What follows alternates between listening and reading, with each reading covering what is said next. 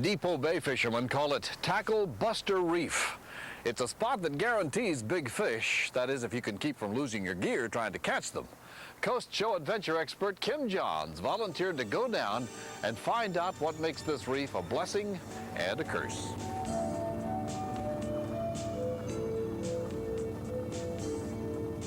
They call it Tacklebuster Reef because all the charter boat fishermen that have been going out here for the last 30 years have been ripped off by these reefs for their lead and fishing tackle. And it appears that all the times they've been out here that because of the formation of these rocks, they lose a considerable amount of gear out here. Here's what happens with Tacklebuster Reef, even with light tackle. You don't have a fish on it, you hit the high spot, you lose it. We don't always fish here, but sometimes it's like today, there's a lot of stuff showing. When the current is tough, the wind is blowing, a lot of the other boats aren't catching fish, this is the place to be, because you'll catch fish.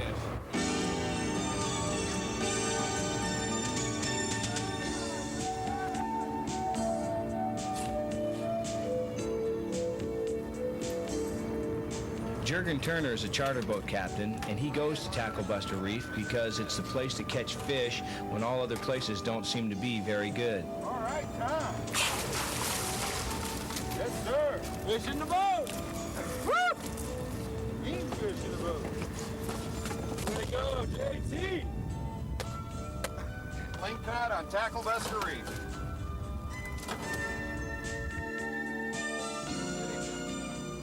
Jurgen uses a Chroma Scope on the Tacklebuster.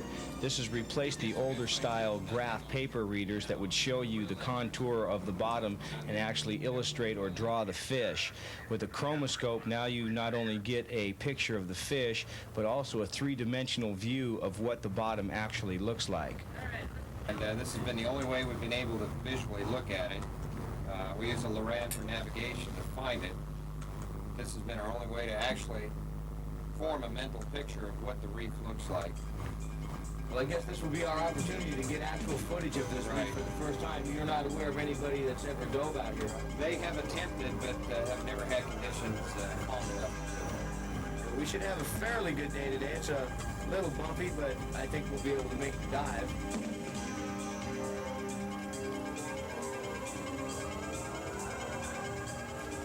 Well, before we got into the water, I thought what we would see was a formation similar to other pinnacles on the coast, but from the description and looking at the Chroma Scope, it appeared that these pinnacles are more of a razorback variety, and they seem to be hardened from extruding lava from the ocean floor that had hardened slowly, and some had hardened faster. And what happens is you get these shapes of underwater mountains.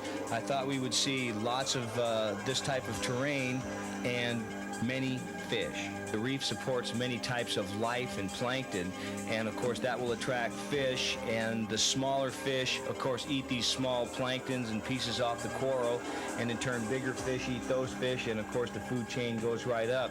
So the reef itself is just a living place. It's kind of like a city out in the desert. You can drive for miles and there'll be sand everywhere, then all of a sudden you see a nice booming city. It's the same thing with the reef. There'll be sand and absolutely nothing for miles around, and all of a sudden where this reef comes up and life can cling to, it just is a formation for a small underwater habitat for many different types of marine life. The fish on Tacklebuster Reef were so thick that I almost couldn't help it myself. So I set the camera down and went ahead and thought I'd get my limit of rockfish anyway. The fish down here were in schools of thousands, and then there was schools on schools swimming into each other, and it's just amazing the amount of fish that this reef does support. You'll see mostly black rockfish and blue rockfish. There's a great big amount of Lingcod, and you'll find lots of cabezon, lots of canary rockfish, the red snapper, the yellow-eyed rockfish as they're more commonly known. There's a fair amount of rock scallops here, not an overabundance of them as we've seen on other reefs on the coast, and just about every species of greenling that you could imagine is found on this reef. It's just loaded with just about everything the coast has to offer you can find right here at Tacklebuster. Probably the most profound effect that diving has on you is the pressure. As you go down and you're under atmospheric pressure, you can feel this pressure pushing in on your body. As you descend deeper and deeper to the bottom of the reef, you feel more and more pressure. When you touch the reef, literally every square inch of what you see on the video is living and moving, and there's a multitude of structures and sea life that live on top of one another and exist in this type of ocean environment. One of the other things that was very curious on this reef was the cabazone on this reef. You'll see that they're well camouflaged in this picture here. That's a cabazone. He'll stay there until I hit him with the camera, and then he'll swim off and perch on another rock and camouflage himself in. One of the fishermen's favorite delicacies from this reef are the Lingcod. As you'll see here, this little Lingcod in about the 10-pound class frequents the reef.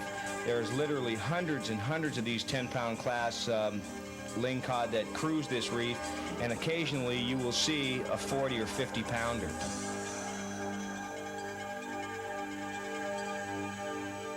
Once on the surface, after the dive, it was a wonderful dive. It looked like the ocean conditions had tripled in its severity. The seas had picked up to probably 4 or 5 feet. There was a good 4 or 5 foot swell and 30-knot winds. Yeah, it keeps up like this, Rich. We're going to have to cut her short, I think. Dave was right. It's really cooking. We're going to at least try to make a pass for this. You can see they're at anchor and they're taking waves up on their boats already. You'd never know it on the bottom, but as soon as you got to the top, it made conditions for diving very, very adverse, but nonetheless, it was still a beautiful day for diving in Oregon. After seeing all the tackle on Tacklebuster Reef, I know the next time I visit this, it'll be with a goodie bag and a lift bag to bring home some of the lead that's down on this reef.